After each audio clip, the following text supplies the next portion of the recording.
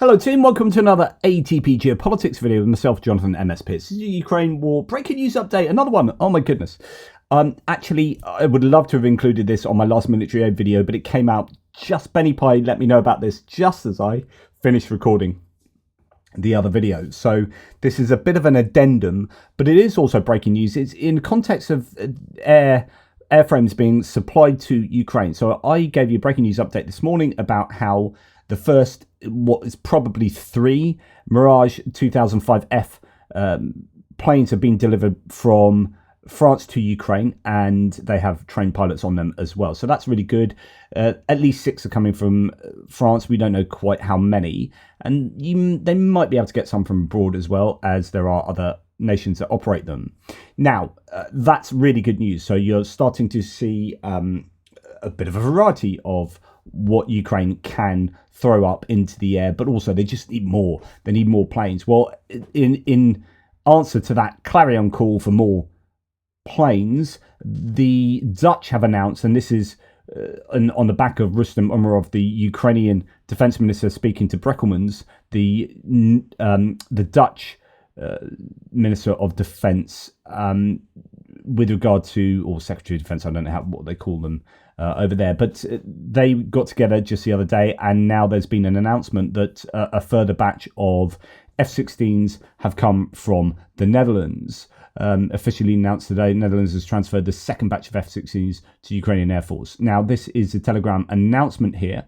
Rustem Umerov has said, Ukrainian skies are becoming more protected. The Air Force of the Armed Forces of Ukraine received a long-awaited reinforcement, the first French Mirage 2000s and F-16 fighters from the Kingdom of the Netherlands.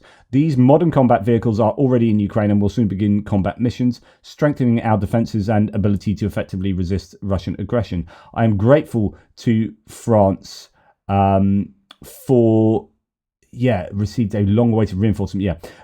Just wondering actually whether this was just re-announcing the initial ones from the Netherlands, but it looks like it is a reinforcement. So I'm grateful to France for this strategically important contribution to our security. Mirage 2000 will become a new element of protecting Ukrainian skies.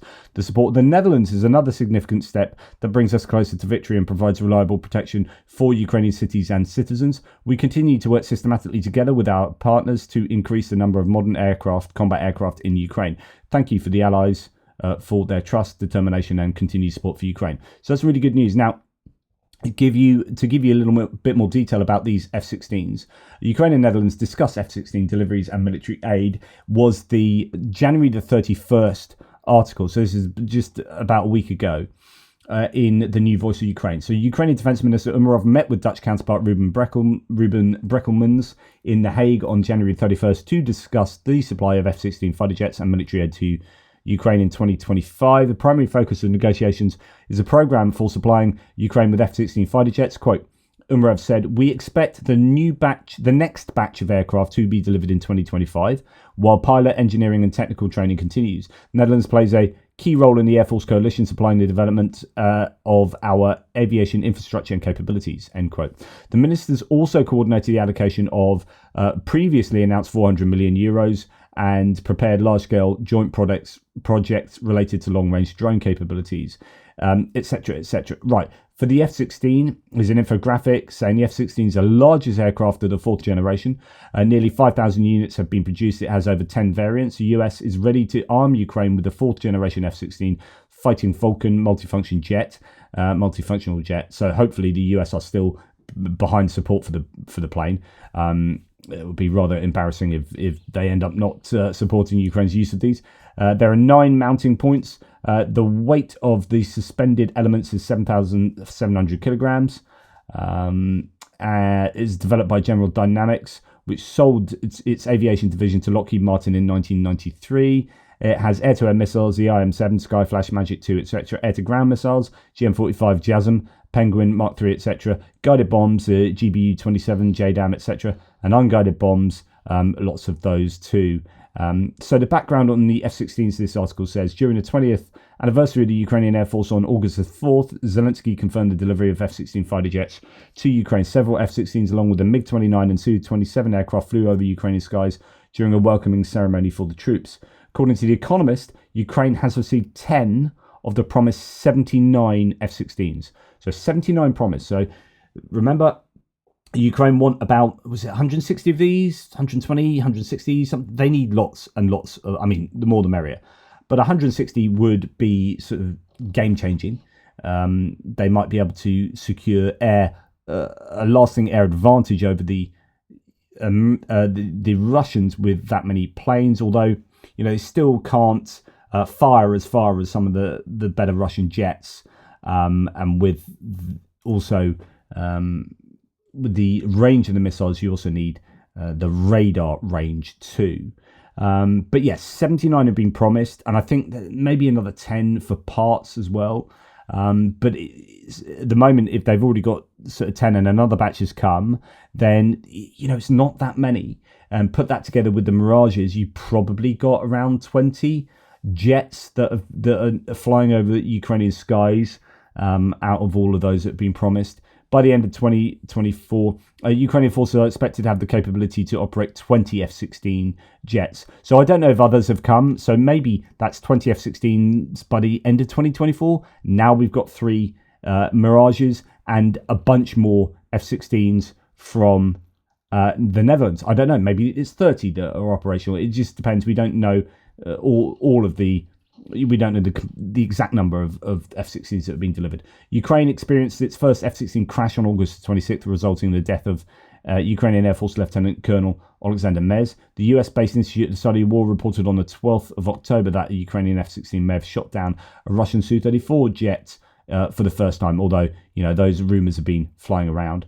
The Danish government has approved the transfer of 2 more batches of F-16s to Ukraine. Kyiv has already received 6 aircraft with a total of 19 F-16s expected. I presume from the Danish. It was reported on November the 20th that the Netherlands had delivered the last 2 of the 18 promised F-16 fighter jets to a training centre in Romania. So it's probably those that have now ended up in Ukraine, where Ukrainian pilots and ground personnel were undergoing training. On January the 2nd, 2025, Deputy Defence Minister Serhiy Melnik announced that the training period for Ukrainian pilots on Western F-16 fighter jets had been reduced by nearly 3 months. Wow. Okay, so that's some more information on F-16s. Don't quite know how many they've got, but it is obviously increasing with time. They need more, though, and I don't know if there is any option for them receiving more F-16s from other nations. The Americans have a lot of F-16s, okay? They would be in a great position to be able to provide some, but they have not done so, even though there were people saying, congratulating themselves, Americans that are congratulating themselves for providing F-16s. Can't remember who it was. I think it was a politician, but actually they haven't done so, although they are helping with training and with arming them, of course. So really, this is great news. Good news today with the Mirage and F-16s finding their way to Ukraine, but they just need loads more. My opinion has been that pilots are single human beings. I'd much rather see 10 planes shot down and using them riskily than 10 soldiers on the front line, or 1,000. Do you know what I mean? Like, these are single human beings, and the F-16 is just a hunk of metal. It's an expensive hunk of metal, but it's a hunk of metal. I'd much rather see planes being used widely, throwing them at the Russians, and you lose pilots in so doing, because you can afford to, yes, the time and effort and money it takes to train these people, but, compare that to the thousands and thousands of people that are dying on the front lines in these meat assaults. I'd much rather lean more heavily on the Air Force, because you can afford to lose more of those. It sounds horrible, sounds really horrible, but you can afford to lose like 10 pilots as opposed to 10,000 infantrymen, is my opinion. So I just want to see way more Ukrainian jets in the sky, and I think we just need to be providing as many bits of kit as we can to the Ukrainians and training as many pilots as possible. And I'd love to see Gripens flying in the skies too. Okay, that's enough for me. Thank you very much. Take care and speak soon.